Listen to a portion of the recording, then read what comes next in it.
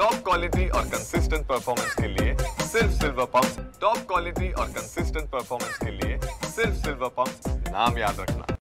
संतोष देशमुख खून प्रकरणातील पाहिलं तर आता चार्जशीट दाखल करण्यात आलेला आहे आणि या चार्जशीटमध्ये संपूर्ण उल्लेख केला आहे की हा संपूर्ण जे प्लॅन करूनच यांचा खून करण्यात आला होता। आणि आता या दादा काय सांगाल की या संपूर्ण प्लॅन जे केलेलं कट रचला होता आणि त्या कटतून 8 तारखेला हा संपूर्ण कट रचला होता आणि त्यानंतर 9 तारखेला हे घटना घडते, जो कोणी आडवा येईल त्याला आडवा करा असं देखील त्या चार्जशीटमध्ये लागतं, काय सांगाल?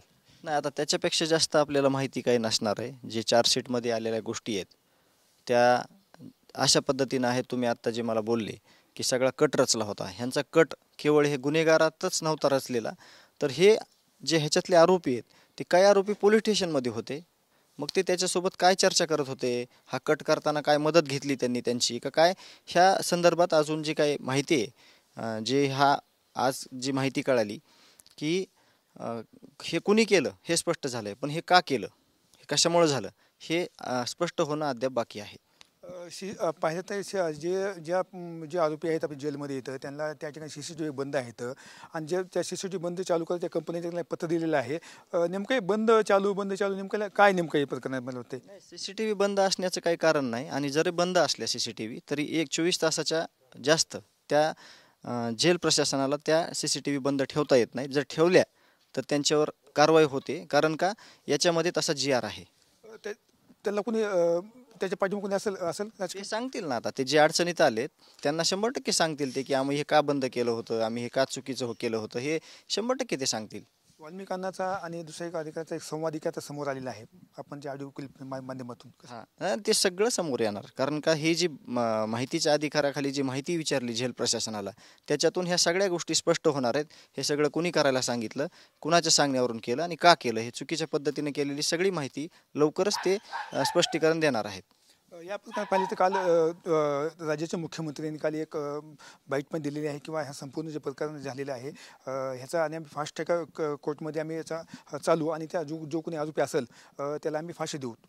7 जानेवारीला ज्या दिवशी आम्ही मुंबईला त्यांना भेटायला गेलो होतो, सगळा घटनाक्रम सांगायला गेलो होतो, आमची व्यथा मांडायला गेलो होतो, त्या दिवशी त्यांनी दिलेला शब्द होता की शेवटचा आरोपी म्हणजे हे आरोपी आहेत, आता हे सगळं का घडलंय, ह्याच्या मागे अजून काय काय आहे, या सगळ्यांना फाशीवर लटकवल्याशिवाय हे सरकार शांत बसणार नाही। आणि मी देखील म्हणलो होतो की गुन्हेगाराला या महाराष्ट्रामध्ये थारा दिला जात नाही, असं एक आपल्यापुढं आव्हान आहे की त्यांना तुम्ही फाशी द्या आणि महाराष्ट्राला दाखवून द्या की इथं गुन्हेगाराला थारा दिला जात नाही। आणि त्यांच्या शब्दावर जे काही SIT आहे, CID आहे, या सगळ्यांना मिळून जे नवीन SP साहेब आहेत या सगळ्यांच्या शब्दाला आम्ही आश्वस्त झालेलो होतो की हे आम्हाला न्याय देणार, आम्ही त्यांच्यावर विश्वास ठेवला होता आणि त्याच पद्धतीने हे मार्गक्रमण करत आहेत। परंतु ह्यांना जोपर्यंत फाशी होत नाही तोपर्यंत कुणीही शांत बसणार नाही, आम्ही न्याय मिळवून घेणार। आता पण कुठे समाधानी आहात? आता पण झाले ते आता अर्धी लढाई झालेली आहे। आता ही घटना जी आहे न्यायप्रविष्ट ही प्रकरण झालेलं आहे, जोपर्यंत त्यांना फाशी होत नाही तोपर्यंत कुठलंही समाधान नसणार आहे, कारण का ही प्रक्रिया आहे, ह्यांनी गुन्हेगारी केली त्याच्यामध्ये आम्ही न्यायाच्या भूमिकेत आहोत, म्हणून ह्यांना फासावर लटकेपर्यंत कुणीही शांत बसणार नाही आणि कसलंही समाधान लागणार नाही। काल करुण शर्मा यांनी एक ट्विट केलं की धनंजय मुंडे यांचा राजीनामा उद्या होईल, म्हणून कसं पाहता आपण? ते त्यांचं पर्सनली घरगुती विषय आहे, त्याच्यामुळं त्यांना जास्त माहिती असेल, आपल्याला माहीत नाही। आपण न्यायाच्या भूमिकेत आहोत, आपण न्याय मागतोय। ते त्या राजीनाम्याचा विषय आहे तो मुख्यमंत्री देवेंद्र फडणवीस साहेब, अजित पवार साहेब, एकनाथ शिंदे साहेब हे बघतील। हे आपल्याकडे न्यायाची भूमिका आहे, आपण न्याय मागतोय, हे सगळ्या वरच्या गोष्टी आहेत ते बघतील। पाहिलं तर धनंजय मुंडेंचा राजीनामा ते त्यांचा पक्ष बघेल, ते अजितदादा आम्हाला न्याय पाहिजे, आम्ही न्यायाच्या प्रतिष्ठा असं देखील धनंजय देशमुख यांनी मान्य झालेलं आहे। त्यामुळे पासून आपासाहेब मोगलकर, मी संभाजी मुंडे, केज बीड।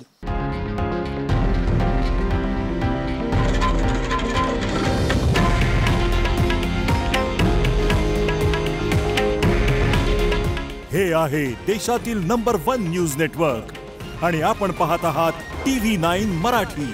काळजी तुमची, हित महाराष्ट्राचं।